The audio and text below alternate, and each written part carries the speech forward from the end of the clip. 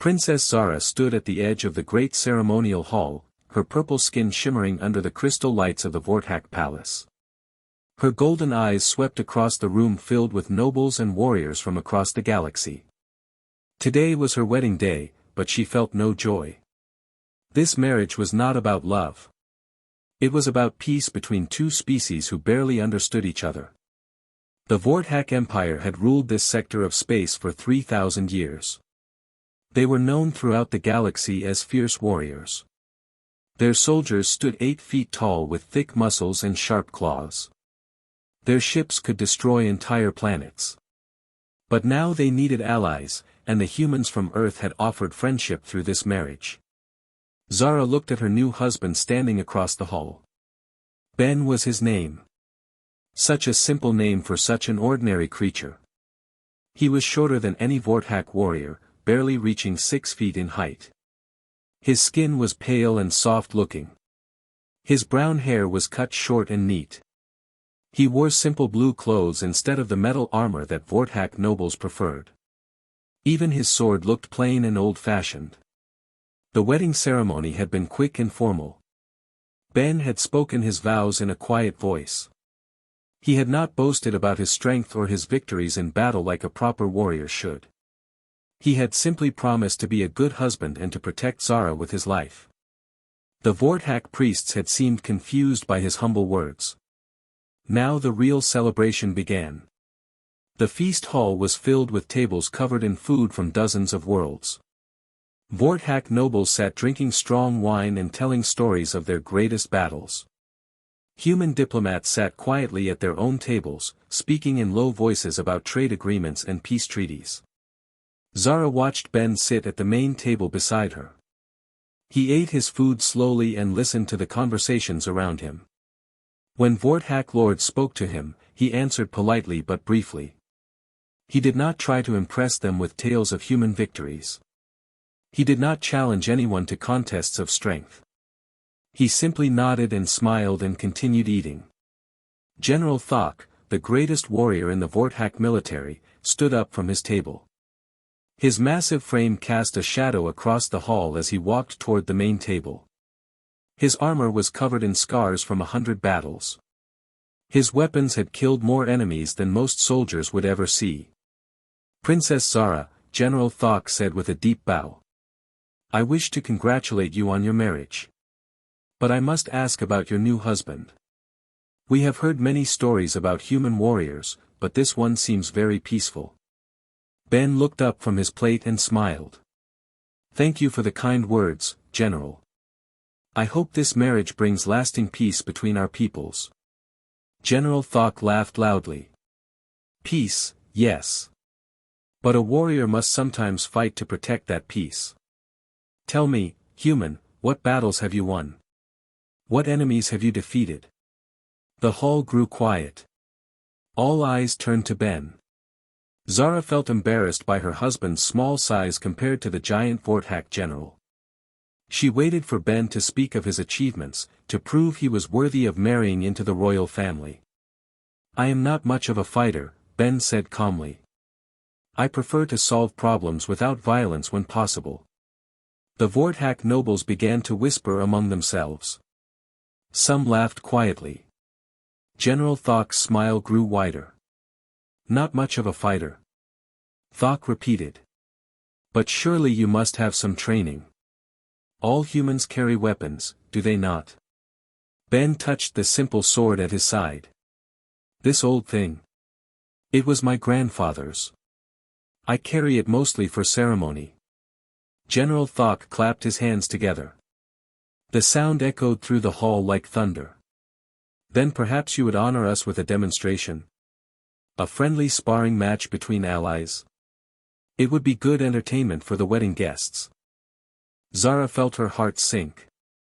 The Vorthak had 2 hearts, and both of hers were beating fast with worry. A sparring match between Ben and General Thok would not be fair. Thok was twice Ben's size and had trained for war since childhood. He had never lost a single combat in his entire life. Ben shook his head politely. I thank you for the invitation, General, but I would not want to risk injury on my wedding day. Perhaps another time. The laughter in the hall grew louder. Some of the younger Vorthak warriors began to make jokes about cowardly humans. Zara's purple skin turned darker with shame. Her husband was refusing a challenge in front of the entire court. In Vorthak culture, this was a sign of weakness.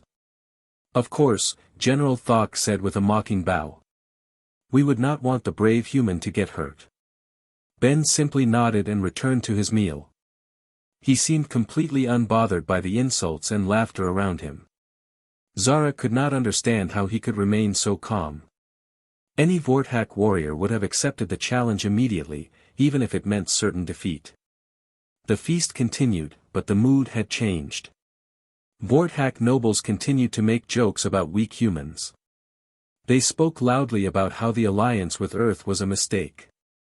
They said the humans would run away at the first sign of danger. Ben ignored all of this. He asked Zara about Vorthak history and culture. He complimented the food and the decorations. He spoke with human diplomats about trade routes and scientific cooperation. He acted as if nothing had happened. As the evening went on, Zara found herself studying her new husband more carefully. There was something strange about his calmness.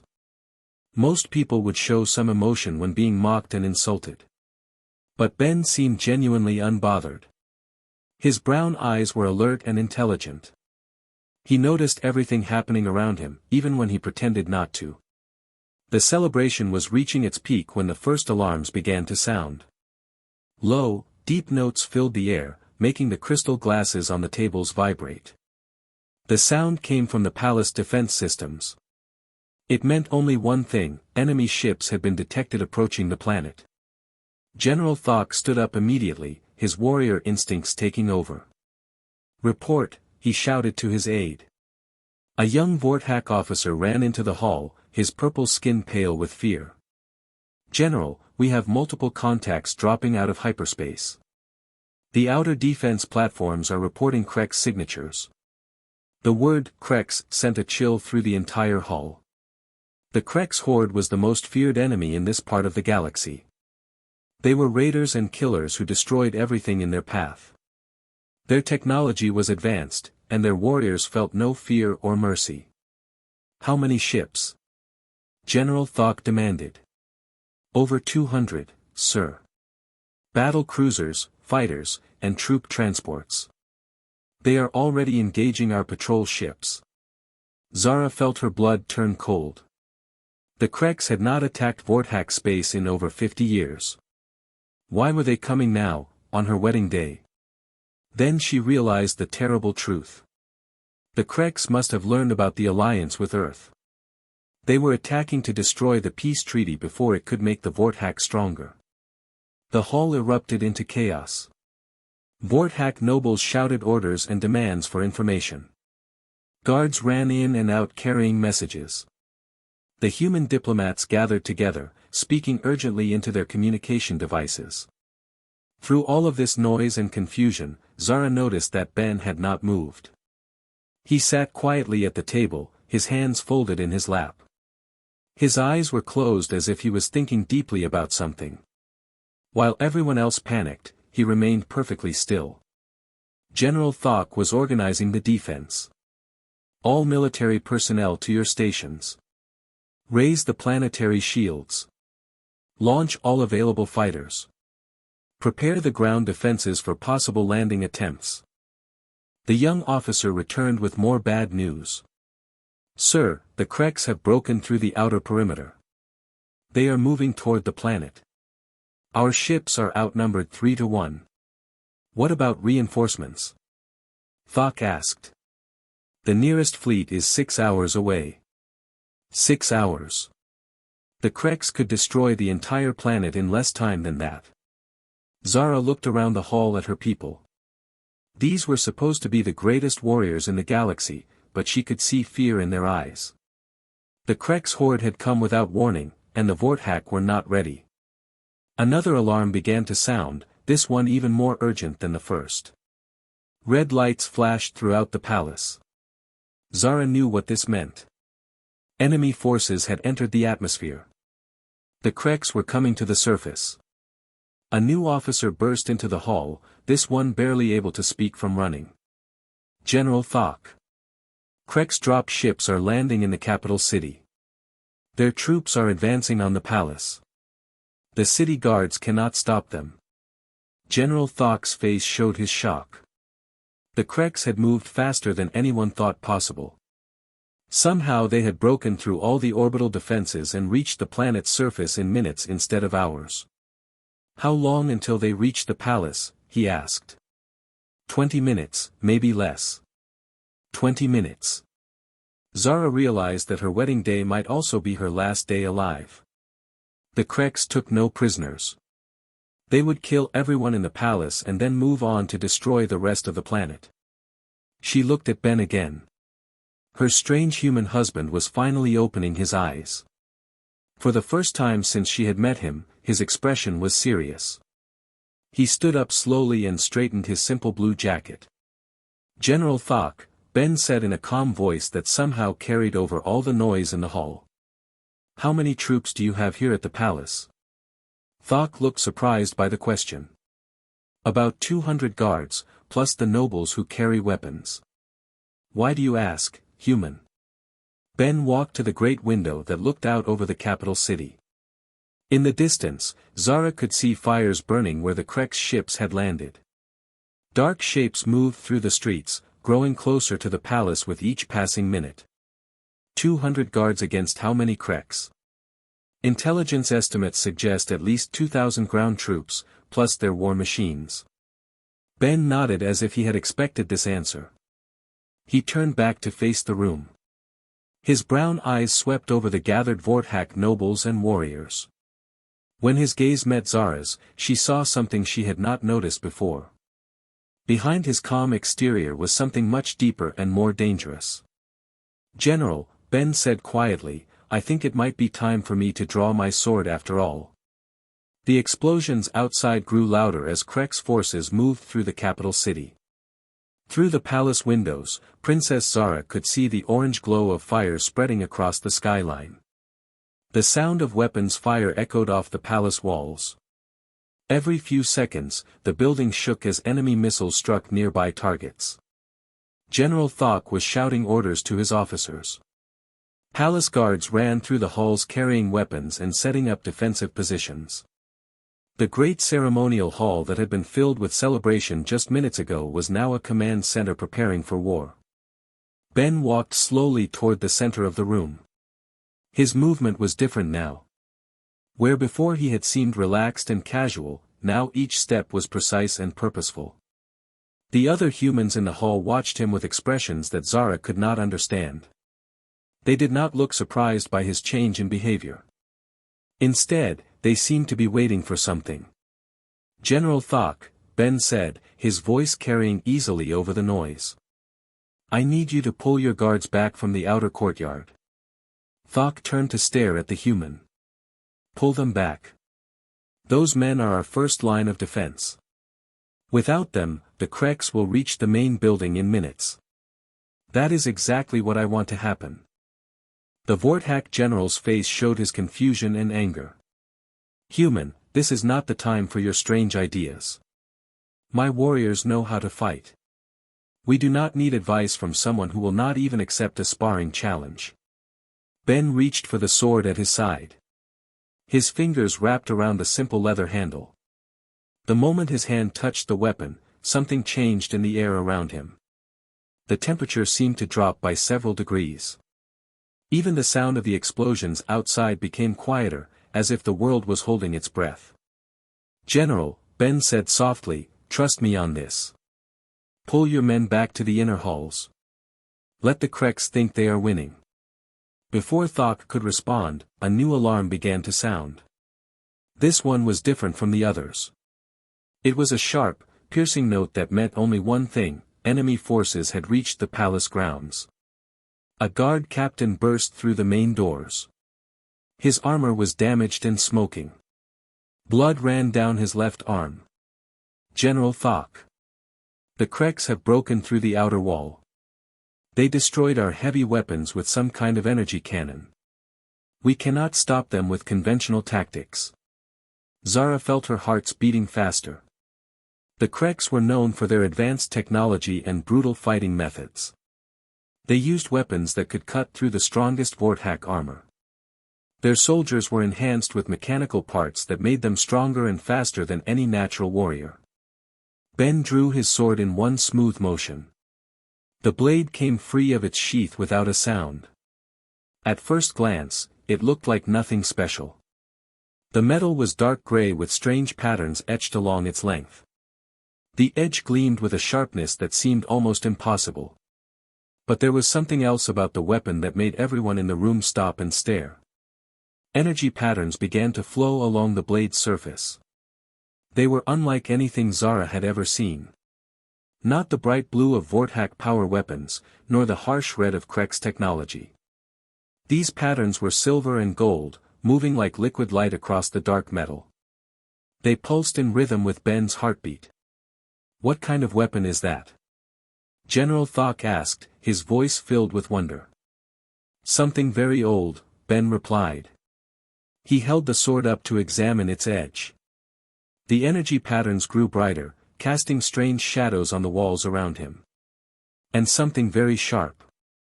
The sound of boots marching in formation echoed from the courtyard outside.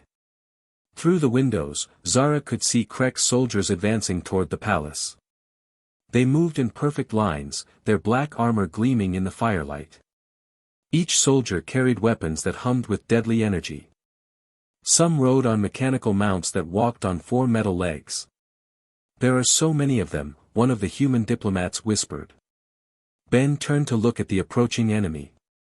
His brown eyes reflected the light from his sword. When he spoke, his voice was calm and steady. "About 300 in the first wave. Another 500 in reserve. Standard Krek's assault formation." General Thok stared at him. "How can you know their numbers so precisely?" "Experience." That single word sent a chill down Zara's spine. The way Ben said it suggested he had faced the Kreks before. But when had a human ever fought the Kreks horde? Earth was far from Kreks space. The two species had never been in conflict. The palace doors exploded inward with a blast of energy. Smoke and debris filled the air. Through the chaos, dark figures began to pour into the building. The Kreks had arrived. The first soldiers through the door were scouts, smaller than the main troops but fast and deadly. They carried weapons that fired bolts of red energy. Their eyes glowed with artificial light from the machines built into their skulls. When they saw the gathered Vorthak nobles, they raised their weapons and prepared to fire. Ben moved. One moment he was standing still beside the main table. The next moment he was among the Krek soldiers, his sword cutting through their ranks like a blade of pure light.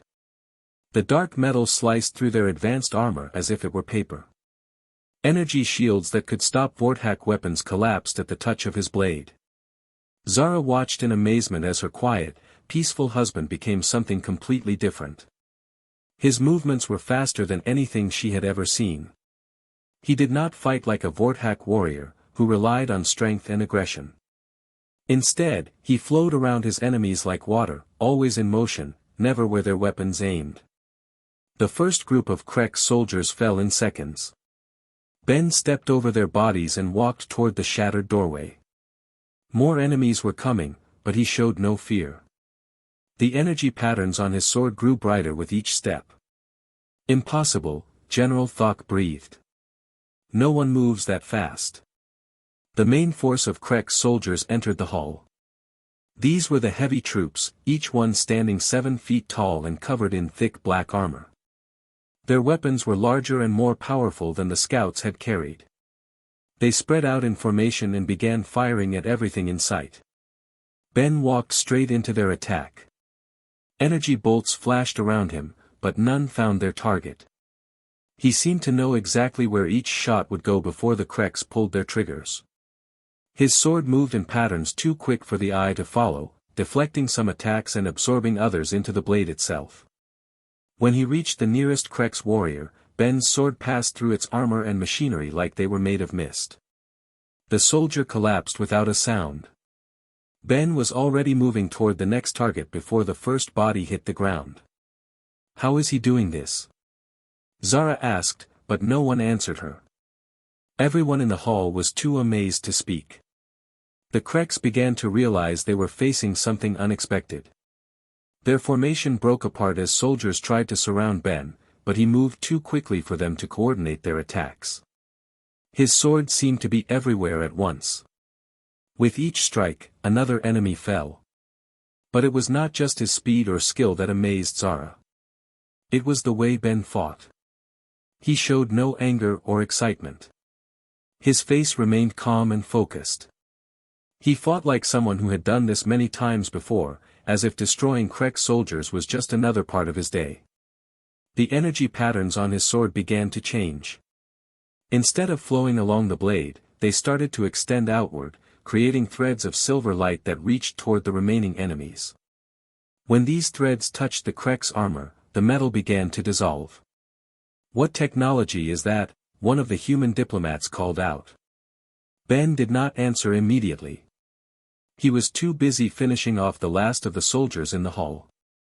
When the final Krek's warrior fell, he turned to face the gathered crowd. His sword still glowed with that strange energy, but his breathing was completely normal. He did not even look tired. "Not technology," he said quietly. "Something much older than that." Through the broken doorway, more sounds of battle could be heard. The Kreks were regrouping outside, bringing up heavier weapons. Zara could see flashes of light as they prepared some kind of siege cannon. Ben walked to the window and looked out at the enemy forces. He seemed to be counting them, making calculations in his head. After a moment, he nodded to himself. "General Thok," he said without turning around. "How many of your best warriors are still in the palace?" Thok was staring at the bodies of the Krek soldiers scattered around the hall. His expression showed a mixture of awe and confusion. "About 50 in the inner chambers. Another 100 in the lower levels." "Good. I want you to move them to the eastern wing of the building. When you hear the signal, lead them in a charge toward the main courtyard." "What signal?" Ben smiled for the first time since the attack had begun. It was not the gentle smile he had worn during the wedding ceremony. This smile was sharp and dangerous, like the edge of his sword. "You will know it when you hear it." The siege cannon outside began to charge up with a deep humming sound. Zara could see the weapon through the window. It was as large as a building, mounted on mechanical legs that dug into the palace courtyard. Energy gathered at its tip, growing brighter with each second. "That weapon will destroy this entire section of the palace," General Thok said. "We need to evacuate immediately." Ben shook his head. "No evacuation. No retreat." He raised his sword above his head. The energy patterns began to spread outward from the blade, filling the air around him with silver light. "It is time to show the Kreks what happens when they attack my wife's home." The humming of the siege cannon reached its peak. The weapon was ready to fire. Through the window, Zara could see hundreds of Krek soldiers waiting behind their massive gun, ready to pour into the palace once the wall was destroyed. Ben took a step toward the window. The light from his sword grew so bright that everyone in the hall had to shield their eyes. When he spoke again, his voice carried a tone of authority that made even General Thok stand at attention. "Princess Zara," he said without looking back at her. "I think it is time you learned who your husband really is." The siege cannon fired with a sound like thunder splitting the sky. A beam of pure energy, thick as a tree trunk, shot toward the palace wall. Princess Zara closed her eyes, waiting for the explosion that would destroy everything around them. Instead, she heard the sound of metal ringing against metal. When she opened her eyes, Ben was standing in front of the massive hole where the window had been. His sword was raised above his head, and the energy beam from the Krek's cannon was striking the blade directly. But instead of cutting through him, the beam was being absorbed into the dark metal. Silver and gold patterns flowed faster along the sword's surface, growing brighter with each second. "Impossible," General Thok whispered. No weapon can absorb that much energy. Ben held the beam for 30 more seconds, letting his sword drink in all the power from the Krek's siege weapon. The cannon outside began to spark and smoke as it overloaded. Finally, the weapon exploded in a ball of fire that lit up the entire courtyard. Ben lowered his sword and turned back to face the room. The blade now blazed with captured energy, so bright that looking at it was like staring at a small sun. The patterns along its surface had become rivers of liquid light. Ben, Zara said, finding her voice at last. What are you? Her husband walked toward her, his movements still calm and controlled despite the incredible display of power they had just witnessed. When he spoke, his voice was gentle, like the man she had married just hours ago. My name is Ben Chen. I am a guardian of the Terran Watch. My people have been protecting Earth and her allies for over 2,000 years. The words meant nothing to General Thok or the Vorthak nobles, but Zara saw the human diplomats in the room exchange glances. They knew something about this Terran Watch, even if they could not speak of it openly. But Earth has only been part of galactic civilization for 50 years, Thok said. How can your people have been protecting anything for 2,000 years? Ben smiled, and for a moment he looked like the quiet, peaceful man who had eaten dinner and ignored insults just an hour before. General, humanity has been traveling between the stars much longer than most species realize. We simply prefer that others do not know about it. Outside, the Krek's forces were regrouping after the loss of their siege cannon. Zara could see their soldiers forming new attack lines, preparing to storm the palace with conventional weapons. There were still hundreds of them, and more ships were landing in the city every minute. Ben walked to the edge of the destroyed wall and looked out at the enemy forces. The light from his sword illuminated his face, showing an expression of cold calculation. When he had counted the Krek's troops below, he nodded to himself. Princess Zara, would you like to see how humans really fight a war? Before she could answer, Ben raised his sword toward the sky. The blade released all the energy it had absorbed from the siege cannon, sending a pillar of silver light straight up into the darkness above the planet. The light was visible from space, cutting through the atmosphere like a beacon. What are you doing? Zara asked. Calling for backup. High above the planet, something began to happen. The stars themselves seemed to shift and move. Dark shapes appeared among them, growing larger as they approached. Ships were dropping out of hyperspace, but these were not like any vessels Zara had ever seen. The human fleet that emerged from the darkness was both beautiful and terrifying. Their ships were sleek and organic looking, as if they had been grown rather than built. They moved through space with impossible grace, positioning themselves around the Krek's fleet in perfect formation. How many ships? General Thok asked, staring up at the sky in amazement. Enough, Ben replied simply. The space battle began without warning. The human vessels fired weapons that Zara could not identify. Instead of energy beams or missiles, they seemed to project waves of force that caused Krek's ships to simply stop working. One moment the enemy vessels were moving and fighting, the next they were drifting helplessly through space. They are not destroying the Krek's ships, one of the human diplomats observed. They are disabling them. Ben nodded. The Watch prefers to capture rather than kill when possible. Those crews will be taken to secure facilities where they can be questioned about Krek's operations in this sector. On the ground below, the Krek's soldiers had noticed what was happening to their fleet. Some began to retreat toward their landing craft, but others pressed forward with their attack. These were veteran troops who knew that retreat was often more dangerous than advance. Ben stepped through the hole in the wall and dropped down to the courtyard below. It was a fall of 30 feet, but he landed softly, his knees bending to absorb the impact. The energy from his sword spread out around him, creating a circle of silver light on the ground. Now we see if my wife's people are truly the warriors they claim to be, he said, his voice carrying easily up to the broken hall above. The Krek's forces charged toward Ben's position. There were over 200 of them, armed with the finest weapons their technology could produce. They moved in perfect coordination, their mechanical enhancements allowing them to communicate without speaking. Ben stood in the center of the courtyard and waited for them to come. When the first Krex soldier reached the edge of the silver light, something remarkable happened. Ben moved his sword in a complex pattern, and the energy from the blade began to flow outward along the ground. It spread beneath the feet of the attacking enemies, creating geometric designs that pulsed with power.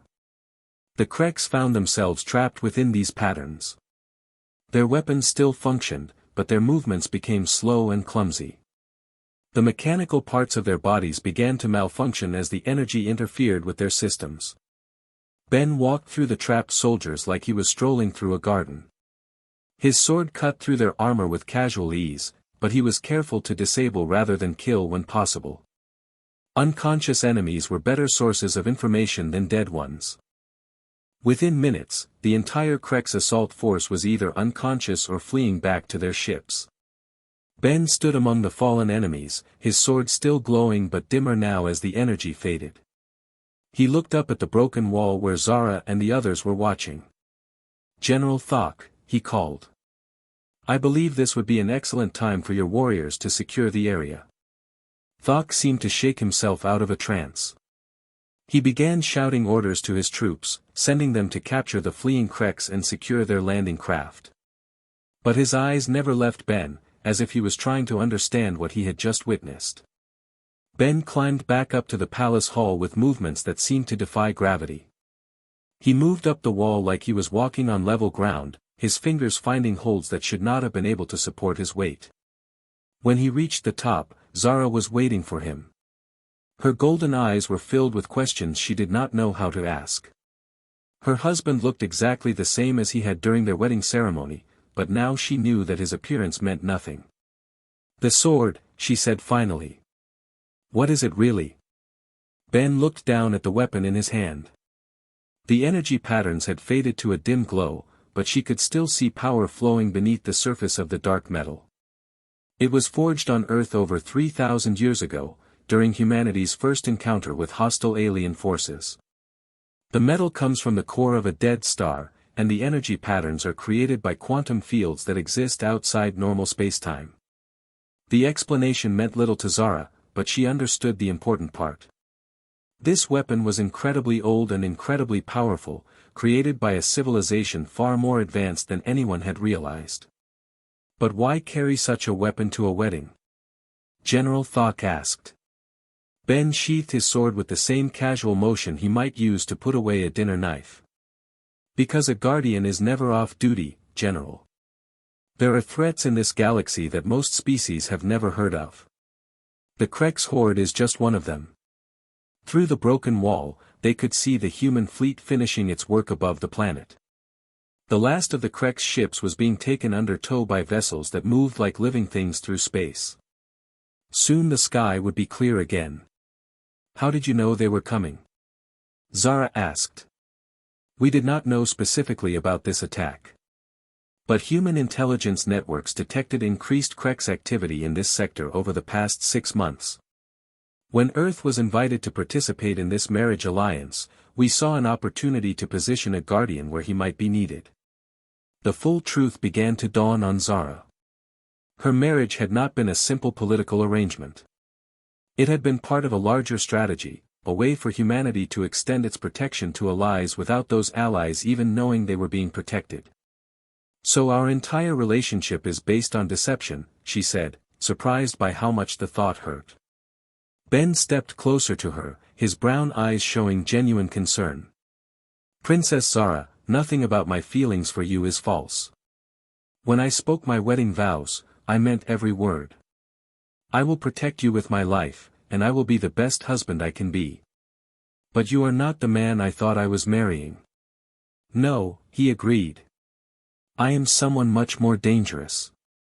But I am also someone who will never let harm come to you or your people." General Thok was studying the human ships in the sky above them. "These vessels, this technology, the watch organization you spoke of, how much of human capability has been hidden from the rest of the galaxy?" Ben considered the question carefully before answering.